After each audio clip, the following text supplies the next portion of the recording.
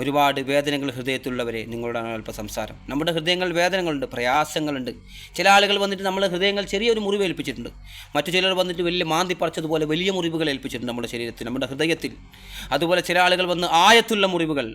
ചില ആളുകൾ വന്നിട്ട് എന്താ ചെയ്തതെന്നറിയോ? കുറച്ച് കൂട്ടം ആളുകൾ വന്നിട്ട് നമ്മുടെ ഹൃദയത്തിൽ ചെന്നായ കൂട്ടങ്ങൾ ഒരു മനുഷ്യനെ എത്രമാത്രം ആക്രമിക്കുന്നുവോ അത്രമാത്രം പ്രയാസപ്പെടുത്തിക്കൊണ്ട് നമ്മുടെ ഹൃദയത്തിൽ മുറിവേൽപ്പിച്ച ആളുകളുണ്ടായിട്ടുണ്ട് നമ്മുടെ ജീവിതത്തിൽ.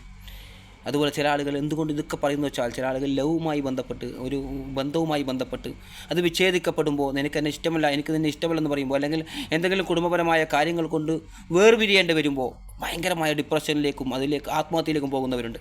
അതുപോലെ തന്നെ പാർട്ട്ണറെ വധിച്ചു കളയുന്നവരുണ്ട്. ചില കാരണങ്ങൾ കൊണ്ട് എന്തുകൊണ്ടോ അവരെ വധിച്ചു കളയുന്ന അത്രയും ക്രൂരമായി മാറിപ്പോകാറുണ്ട്. ഇതിൽ നിന്നും പോകാതെ നേരെ ചുവേ നടന്നു പോകാൻ നമുക്ക് നമ്മുടെ ആ പ്രയാസങ്ങളൊക്കെ മറച്ചു വെച്ച്, നമ്മുടെ പ്രയാസങ്ങളിൽ നിന്നും പ്രതിസന്ധികളിൽ നിന്നും ആ ദുഃഖങ്ങളിൽ നിന്നും ആ ദുരിതത്തിൽ നിന്നും ആ വലിയ വിഷമഘട്ടത്തിൽ നിന്നും തിരിച്ച് ജീവിതത്തിലേക്ക് തന്നെ കടന്നു വരാൻ നമ്മൾ എന്താണ് ചെയ്യേണ്ടത്? നമ്മൾ ഒരുപാട് അറിവുകൾ നേടിയിരിക്കണം. നമുക്ക് എല്ലാ ഭാഗത്തും ഭയങ്കരമായ അറിവിൻ്റെ കുറവുണ്ട്. ഈ ഒരു വിഷയത്തിൽ ഭയങ്കര അറിവിൻ്റെ കുറവുണ്ട്. പെട്ടെന്നൊരു എടുത്തു ചാടി തീരുമാനമെടുക്കുന്നിടത്ത് നിന്ന് നമ്മൾ മാറിയേ പറ്റൂ. അതുപോലെ നമ്മളെ വേദനിപ്പിച്ചവരെ നമുക്ക് മറക്കാനും ക്ഷമിക്കാനും പൊറുക്കാനും സാധിച്ചേ പറ്റൂ. എന്തിനു വേണ്ടി? നമ്മൾ കാണുന്നില്ല ചില ആളുകൾ പിന്നീടുള്ള ജീവിതം എന്താണ്? ഒരാൾ ആത്മഹത്യ ചെയ്തു പോയി. അവൻ്റെ മാതാവിന് നഷ്ടം, പിതാവിന് നഷ്ടം, തൻ്റെ ആ സ്നേഹിച്ച പെൺകുട്ടിക്ക് നഷ്ടം. അല്ലെങ്കിൽ ഒരാളെ സ്നേഹിച്ചിട്ടാകുമ്പോൾ ഒന്ന് വേർപിരിയുമ്പോൾ എന്തുകൊണ്ടാണ് പോയിട്ട് വധിച്ച് കളയുന്നത്? അത്രയും ഒരാളെ വധിച്ച്, നമുക്ക് ഒരാളെ ഇഷ്ടമാണെങ്കിൽ, ശരിക്കും നിങ്ങൾക്ക് നാച്ചുറലായിട്ട് ഒരാളെ ഇഷ്ടപ്പെടുന്നുണ്ടെങ്കിൽ, നമുക്ക് ഭയങ്കരമായ സ്നേഹമാണെങ്കിൽ നമ്മൾ എന്താ ചിന്തിക്കാറ്? ഞാനിപ്പോൾ ഒരാളാണ് സാധാരണ മനുഷ്യൻ ചിന്തിക്കുക എന്താ, ഒരു മയക്കുമരുന്നിനോ അടിമപ്പെട്ടാത്തൊരു സാധാരണ ഒരു മനുഷ്യനാണെങ്കിൽ, ശുദ്ധ ഹൃദയമുള്ളൊരു മനുഷ്യനാണെങ്കിൽ എന്താ ചിന്തിക്കച്ചാൽ, എവിടെയെങ്കിലും പോയി കുണം പിടിക്കട്ടെ, നന്നാവട്ടെ, അതിനോട് രക്ഷപ്പെടട്ടെ അവൻ എന്നല്ലേ നമ്മൾ വിചാരിക്കുക. അല്ലെങ്കിൽ എവിടെയെങ്കിലും പോയി സന്തോഷത്തിലും സമാധാനത്തിലും അവരെങ്കിലും ജീവിക്കട്ടെ എന്നല്ലേ നമ്മൾ വിചാരിക്കുക. അങ്ങനെ വിചാരിക്കാൻ നമുക്ക് സാധിക്കണം പ്രിയപ്പെട്ടവരെ. എൻ്റെ ആദ്യ അനുഭവവുമായി ബന്ധപ്പെട്ടൊരു കാര്യമാണ്. ചില ആളുകൾ പറയും നിങ്ങൾക്കെന്ത് അനുഭവം ഉണ്ട് പറയാൻ? അത് അനുഭവിച്ചൊക്കെ ഈ അടുത്ത കാലത്ത് ഒരു 16 വയസ്സായ കുട്ടി എന്നോട് പറഞ്ഞതാണ്, നിങ്ങൾക്കെന്ത് അനുഭവം ഉണ്ട് കാക്ക എന്നോട് പറയാൻ? ഞാൻ എത്രമാത്രം പ്രയാസം അനുഭവിക്കുന്നു പറയാം. ഞാൻ ഒരു 5-6 പെൺകുട്ടികളെ സ്നേഹിച്ച് കൂടെ നടന്ന് അതിൽ 2-3 ആളുകൾ വേണ്ട എന്ന് പറഞ്ഞ് നമ്മൾ ഉപേക്ഷിച്ച് പോയി. 1-2 ആളുകൾ മറ്റു പല കാരണങ്ങൾ കൊണ്ട് നമുക്ക് നഷ്ടപ്പെടുകയും ചെയ്തപ്പോൾ എത്രമാത്രം വേദന എൻ്റെ ഹൃദയത്തിലുണ്ടായിട്ടുണ്ടെന്ന് എനിക്കറിയാം. ഞാൻ ചോദിച്ചു, അങ്ങനെയുണ്ടോ? ഉണ്ട്. അങ്ങനെ ഒരുപാട് വേദനകളുള്ള ആളുകളിൽ നിന്ന് മാത്രമേ, ഹൃദയത്തിൽ നിന്ന് മാത്രമേ അഗാധമായ നല്ല സ്ഫുടമായ സംസാരങ്ങൾ പുറത്തു വരൂ. ഒരുപാട് പ്രയാസങ്ങളും കണ്ണുനീരും ഒരുപാട് കരഞ്ഞ് ജീവിച്ച ആളുകളിൽ നിന്ന് മാത്രമേ നിങ്ങൾ കരയരുത് എന്ന് പറഞ്ഞുകൊണ്ടുള്ള സംസാരങ്ങൾ പുറത്തേക്ക് വരൂ. ഒരുപാട് വേദനകളും വിഷമങ്ങളും ഒരുപാട് അഫെയറിങ്ങുമായി ബന്ധപ്പെട്ടുള്ള സംഭവങ്ങളൊക്കെ നടന്ന ആളുകൾക്ക് മാത്രമേ എന്ത് പറയാൻ സാധിക്കൂ? അങ്ങനെയൊന്നും പെട്ടുപോകല്ലേ, അങ്ങനെയാണ് മോനെ, ഇങ്ങനെയാണ് മോനെ എന്ന് പറഞ്ഞു കൊടുക്കാൻ സാധിക്കൂ. അപ്പോൾ നമുക്ക് ആദ്യം വേദനകൾ ഉണ്ടാകണം, എങ്കിൽ മാത്രമേ ഈ വേദനകളെക്കുറിച്ച് നിങ്ങളോട് സംസാരിക്കാൻ സാധിക്കൂ. അപ്പോൾ ഇവിടെ എൻ്റെ ആദ്യ അനുഭവവുമായി ബന്ധപ്പെട്ട് നിങ്ങൾ മനസ്സിലാക്കേണ്ട ഒരു കാര്യം, ഇതിൽ നിന്നുള്ള പാഠങ്ങൾ, ഞാൻ വലിയ ആളായിരുന്നു അല്ലെങ്കിൽ പണ്ട് അങ്ങനെ പറയാനല്ല, മറിച്ച് ഇതിൽ നിന്നൊക്കെ നമ്മൾ പാഠം പഠിക്കണം. എൻ്റെ കൂടെ നടന്ന ഒരു പെൺകുട്ടി, നമ്മൾ ക്ലാസ്സിലൊക്കെ നമുക്കറിയാം, സ്കൂളിലൊക്കെ പഠിക്കുന്ന കാലഘട്ടത്തിൽ ഭയങ്കരമായ ഇഷ്ടമായിരുന്നു, ഭയങ്കര സ്നേഹമായിരുന്നു എനിക്ക്. അപ്പോൾ ഇങ്ങനെ കുറച്ച് കാലം ഇങ്ങനെ കൂടി, പണ്ടൊക്കെ നമുക്കറിയാം ഒരു മരച്ചുറ്റി പ്രേമം പോലത്തെ പ്രേമമാണ്.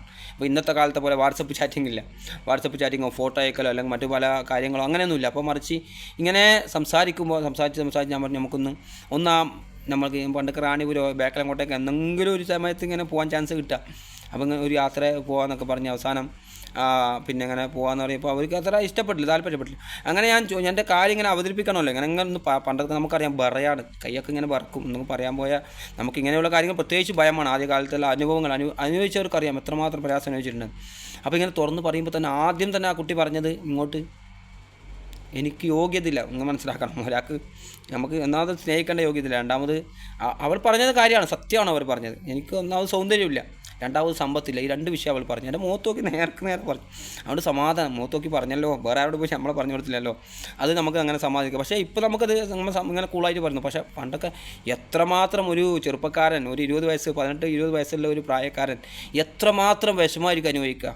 അപ്പോൾ നമ്മളെപ്പോഴും തയ്യാറാക്കണം. നമ്മൾ മനസ്സിലാക്കേണ്ട കാര്യം, നമുക്ക് ഒരാൾ ഇഷ്ടമാണെന്ന് പറയുന്നതിന് മുമ്പ് നമ്മൾ മനസ്സിലാക്കണം, നമ്മൾ പറഞ്ഞാൽ തന്നെയും ചിലപ്പോൾ അവർ അത് തിരസ്കരിക്കാൻ സാധ്യതയുണ്ട്. ചിലപ്പോൾ മറ്റൊരാൾ എനിക്കുണ്ട് ജീവിതത്തിൽ എന്ന് പറയാൻ സാധ്യതയുണ്ടെന്ന് നമ്മൾ എപ്പോഴും മനസ്സിലാക്കണം. ഏതൊരു എത്ര നല്ല നിസ്കാരം ദീനും നിലയും എങ്ങനെയുള്ള കുട്ടികളാണെങ്കിൽ പോലും അങ്ങനെ ഒരു സാധ്യത അവിടെ ഒളിഞ്ഞിരിപ്പുണ്ട് എന്ന സത്യം നമ്മൾ മനസ്സിലാക്കണം. അതേപോലെ ഇഷ്ടവും ഈ സ്നേഹം എന്നൊക്കെ പറഞ്ഞാൽ നമുക്കറിയാം, ഇങ്ങനെ പെട്ടെന്നൊരു വാക്കുകൊണ്ടോ ഒരു പ്രവൃത്തി കൊണ്ടോ 2 ഹൃദയങ്ങളാണ് പൊട്ടുന്ന ഭയങ്കരമായ വികാരമാണ് ഈ പ്രേമം എന്നൊക്കെ പറയുന്നത്. അപ്പോൾ ഇവിടെ ഒരു തിരിച്ചു വരുമ്പോൾ ഒരു മറുപടി നമ്മളെപ്പോഴും പ്രതീക്ഷിക്കണം. അപ്പോൾ നെഗറ്റീവും പോസിറ്റീവും നമ്മൾ ചിന്തിച്ച് നോക്കണം എപ്പോഴും. അങ്ങനെ ഒന്ന് എടുത്തു ചാടി പറയുന്നതിന് മുമ്പ് ഞാനൊക്കെ എടുത്ത് ചാടി കൂടുതലാണ് പണ്ടൊക്കെ, ഇപ്പോൾ കുറഞ്ഞിട്ടുണ്ട്. അതേപോലെ അങ്ങനെ അവർ പറയുമ്പോൾ ഞങ്ങൾക്ക് പണ്ടൊക്കെ ചിന്തിക്കുമ്പോൾ നമുക്ക് വീടില്ല, സൗകര്യങ്ങളില്ല, സൗന്ദര്യം പിന്നെ നമുക്കൊന്നും ചെയ്യാൻ പറ്റില്ല, നമുക്ക് ഇല്ല തന്നിട്ടില്ല ദൈവം, ഇത്ര തന്നിട്ടുള്ളൂ, അപ്പോൾ അതിൽ നമ്മൾ ഇഷ്ടാക്കിയിട്ട് ഇങ്ങനെ പോവാം.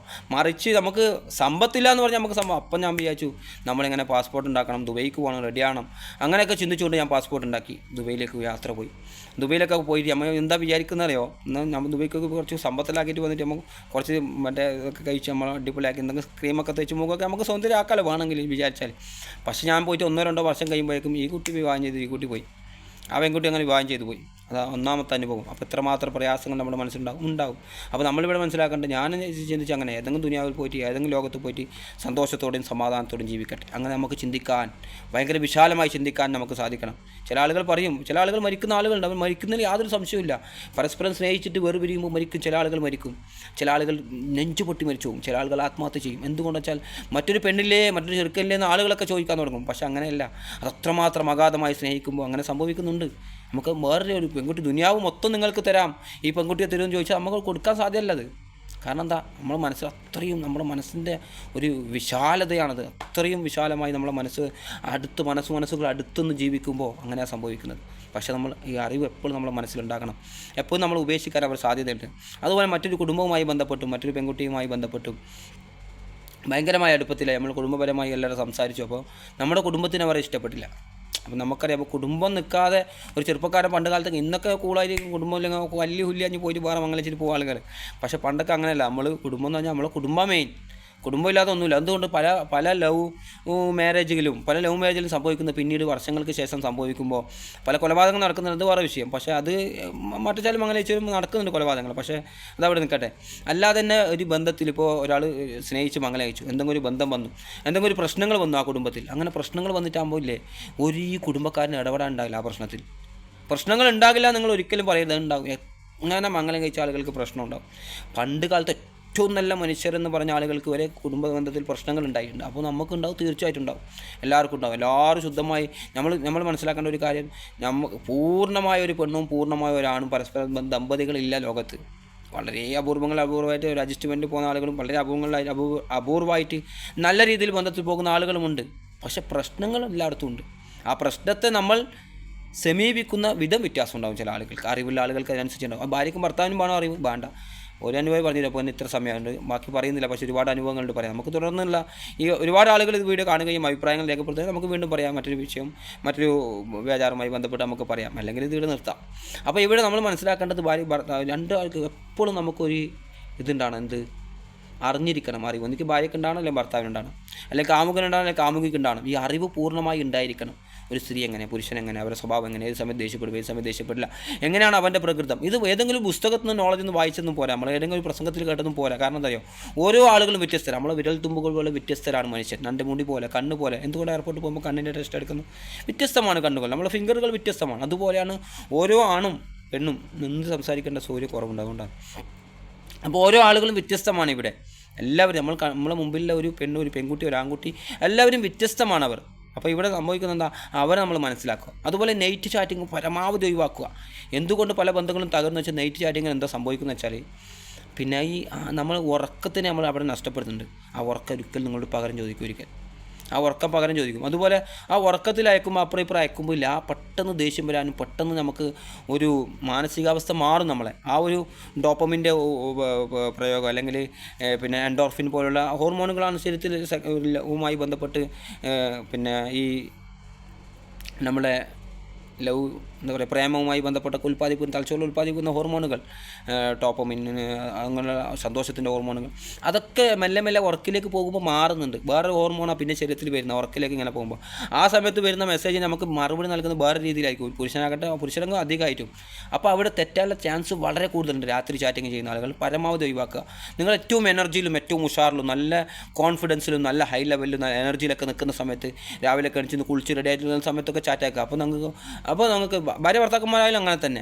അപ്പോൾ എന്താ, അപ്പോഴാണ് ആ ബന്ധം ശരിക്കും ഉണ്ടാകുക.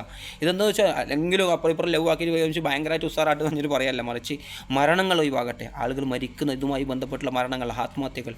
എൻ്റെ 2-3 സുഹൃത്തുക്കൾ മരിച്ചതിൻ്റെ വിഷമം കൂടി എൻ്റെ ഉള്ളിലുണ്ട്. അതുകൊണ്ടൊക്കെ ഇതൊക്കെ പറയുന്നത്. ആ വിഷമങ്ങൾ ഒഴിവാകട്ടെ, ആ മരണങ്ങൾ ഒഴിവാകട്ടെ, പരസ്പരം ഒരു കൊല്ലുന്ന അവസ്ഥ ഒഴിവാകട്ടെ. പൂർണ്ണമായി മനസ്സിലാക്കി വിവാഹം ചെയ്ത് നല്ല സന്തോഷത്തിൽ സമാധാനം ജീവിക്കട്ടെ. അതുപോലെ ചില ഭാര്യ ഭർത്താക്കന്മാരും ഗൾഫ് രാജ്യത്ത് നിന്ന് ചാറ്റ് ചെയ്യുമ്പോൾ അവരെ ഉറക്കപ്പിച്ചിലായിരിക്കും, ഭാര്യമാർ അതനുസരിച്ച് സംസാരിക്കും. ആ ഒരു പലപ്പോഴും പല പ്രശ്നങ്ങൾ നടക്കാറുണ്ട്. അപ്പോൾ ആ ഒരു സമയം മൂവ്മെൻറ്റ്, ഇപ്പോൾ നമ്മൾ ഏറ്റവും നല്ല മൂവ്മെൻറ്റ് ഏതാ? ചാറ്റ് ചെയ്യേണ്ട മൂവ്മെൻറ്റ്, ഏറ്റവും നല്ല സംസാരിക്കേണ്ട മൂവ്മെൻറ്റ് ഏതാ? 2 പേരും നല്ല എനർജിക്കായിട്ട് നിൽക്കുന്ന, നല്ല ഉഷാറിൽ നിൽക്കുന്ന സമയം. പലപ്പോഴും ഇവിടെ സംഭവിക്കുന്ന ദാമ്പത്യത്തിൽ, കുടുംബജീവിതത്തിൽ സംഭവിക്കുന്ന എന്താ? ഒന്നിക്ക് ഓൺ ഡള്ളായിരിക്കും, അല്ലെങ്കിൽ ഓൾ ഡള്ളായിരിക്കും. ആ സമയത്ത് ചാറ്റ് ചെയ്യുമ്പോൾ പ്രശ്നങ്ങളുണ്ടാവും, ഫോൺ വിളിച്ച് സംസാരിക്കുമ്പോൾ പ്രശ്നങ്ങളുണ്ടാവും. അപ്പുറമുള്ളവരെ മാനസികാവസ്ഥ മനസ്സിലാക്കുന്ന ഒരാളാണ് സംസാരിക്കുന്നതെങ്കിൽ പ്രശ്നങ്ങൾ കുറയും. അപ്പോൾ ഇവിടെ നിങ്ങളെപ്പോഴും നിങ്ങളുടെ കൂടെ അമ്മയാകട്ടെ, നിങ്ങളുടെ പെങ്ങളാകട്ടെ, ഭാര്യയാകട്ടെ, മക്കളാകട്ടെ, അവരുടെ മാനസികാവസ്ഥ മനസ്സിലാക്കിക്കൊണ്ട് സംസാരിക്കാൻ ശ്രമിക്കുക. അപ്പോൾ ആ ബന്ധം ദൃഢമാകും. കാമുകം പറഞ്ഞിട്ട് ആരുമാകട്ടെ, ആ ബന്ധം ദൃഢമാകും, അടിപൊളിയാകും, ഉറച്ചതാകും. അല്ലെങ്കിൽ മാനസികാവസ്ഥ പ്രശ്നമാണെങ്കിൽ അവിടെ പ്രശ്നം, എല്ലായിടത്തും പ്രശ്നമായിരിക്കും. ആ വലിയ പ്രശ്നത്തിലേക്ക് പോകും, തമ്മിൽ തെറ്റിനടുത്തേക്ക് പോകും. പല ആളുകളും നഷ്ടപ്പെടുന്ന അവസ്ഥയിലേക്ക് എത്തും. നമുക്കാർക്കും ആരെയും നഷ്ടപ്പെടാതിരിക്കട്ടെ, സന്തോഷത്തോടെ സമാധാനത്തോടെ ജീവിക്കാൻ നമുക്ക് സാധിക്കട്ടെ. നമുക്ക് ഈ ഒരു 1-ാമത്തെ ഭാഗം ഇവിടെ അവസാനിപ്പിക്കാം. ഞാൻ പറഞ്ഞ പൂർണ്ണമായി മനസ്സിലായി വിചാരിക്കുന്നു.